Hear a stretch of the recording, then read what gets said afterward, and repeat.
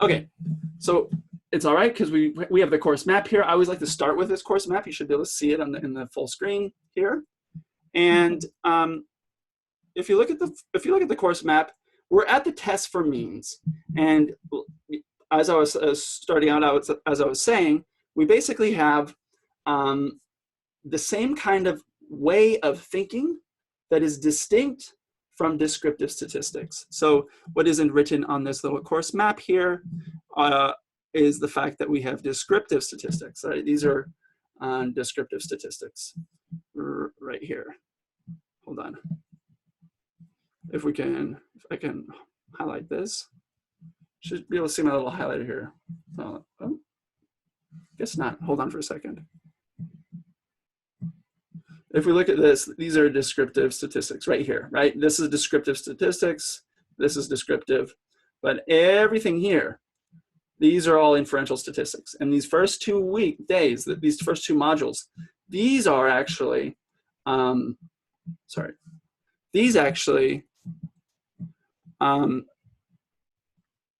give us the theoretical foundation for understanding the fact that when we talk about p-values, when we talk about conclusions made from actual or descriptive statistics, these inferential statistics don't actually exist. They are probabilistic statements about the likelihood or consistency of our observations with what we would expect. So when we talk about p-values and 95% confidence intervals, they don't give us absolute truth. Science is imprecise. So just because, for example, and a famous example, the statistician Nate Silver gave something like a 70% probability with some very strong confidence intervals. He used polling data and he used inferential statistics to claim that Hillary Clinton was going to win the 2016 presidential election in the United States. And he was wrong. Now, the fact that he was wrong in his inference from the data does not by itself call into question the fact, the soundness, the rigor, and the utility of inferential statistics. As he said, as he responded to his critics, and I think this is a good way of translating the logic and the idea here, a 70% probability of rain tomorrow is not invalidated if it turns out to be sunny tomorrow. The tools and techniques for inferential statistics then are probabilistic statements about how much credit you should give to data that we collect, because we don't know everything. We don't have an entire population. We don't have a census quite often. And when we talk about time as a variable, if we're going to talk about prediction, say really short-term prediction, let's say I collect a sample of the US population today, and then I collect it 2 hours from now. That's a very short duration. It's impossible. I would expect some consistency there, nothing really divergent. So when you talk about time, short-term forecasting, that's a probabilistic statement too. You want to say some consistency. You want to see some consistency there. And so you're always dealing with chance. Inferential statistics is a game of chance. It works because of the normal distribution of the central limit theorem that we talked about. And it works because it is a principled way of stating the likelihood or the probability or the chanciness of a statement, of an empirical claim. As someone, I like to use the famous quotes or the well-known quotes. It is easier to lie with statistics, but easier to lie without statistics. So there you go. And so let's go to some of the main concepts for the test for means.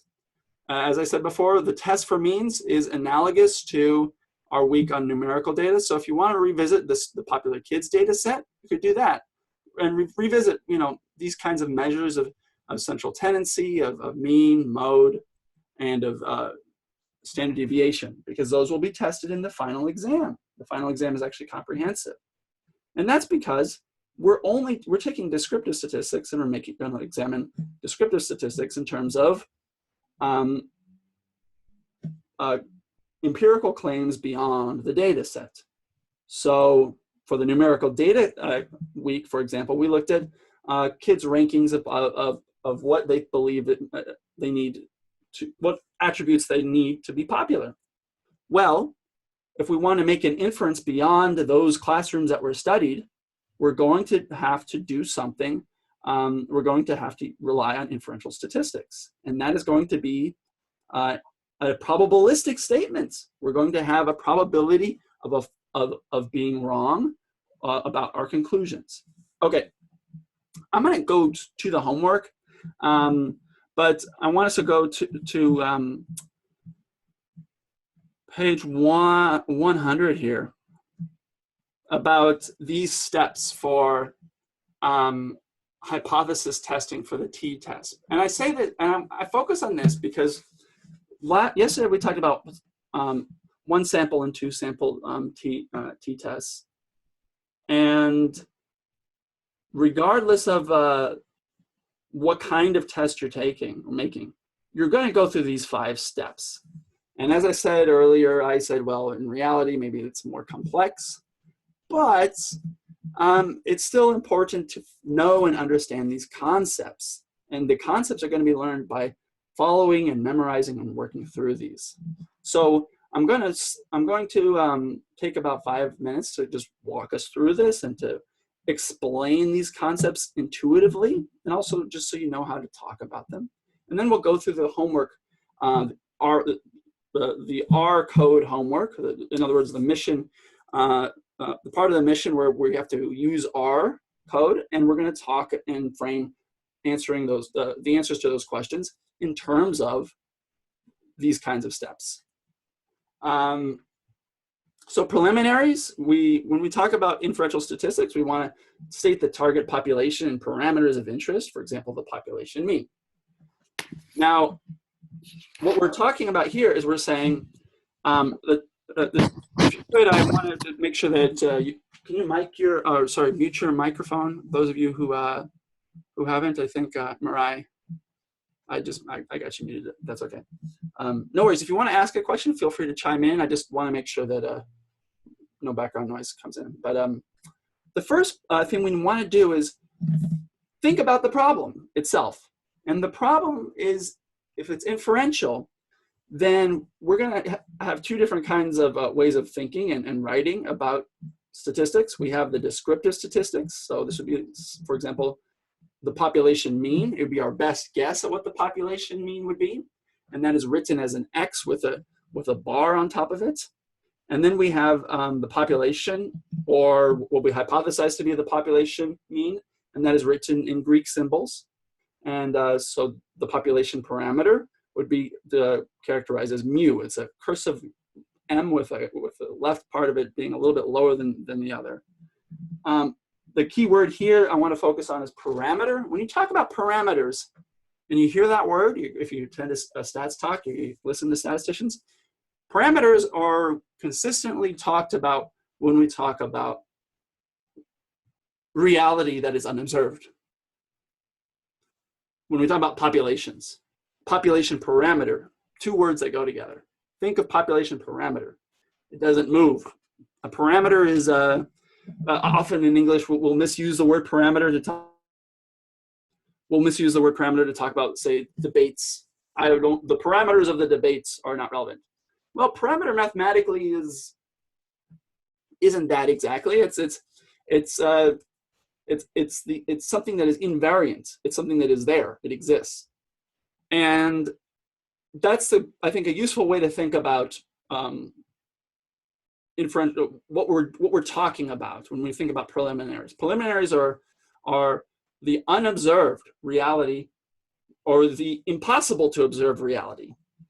And that should be humbling, because it's also encouraging, because it means that it doesn't matter how smart you are, it doesn't matter how many degrees you have, you can be wrong.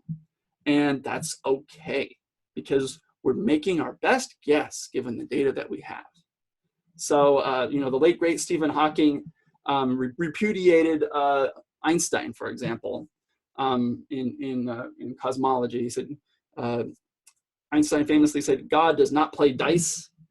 And Hawking said, well, he does. And the metaphor there isn't exactly relevant, except it has to do with the fact that our beliefs in science can be and have always been revised, either because time is a variable or because we're dealing with the uncertainty of the world. And all statistics is it's a taming of that uncertainty with chance. Instead of reverting to superstition, instead of to myths, instead of to tradition, we're actually gathering data and using a principled statement. I know this is quite a disquisition, but I think it's very important when we talk about language, because language can trip you up. Language is crucial when you talk about statistics, and problem formulation is more important than the math behind the statistics, more and more, because computers can do the math, but computers cannot ask the right questions. That's for you to do. Okay, we talked about one sample test and two sample tests. Sometimes the target population would be, say, the point estimates, and we'll also use the term point estimates when we talk about inferential statistics. But our population parameter might be a difference in two means between two groups. Our population parameter might be a hypothesized value, a hypothesized population mean. It could also be, our population parameter can also be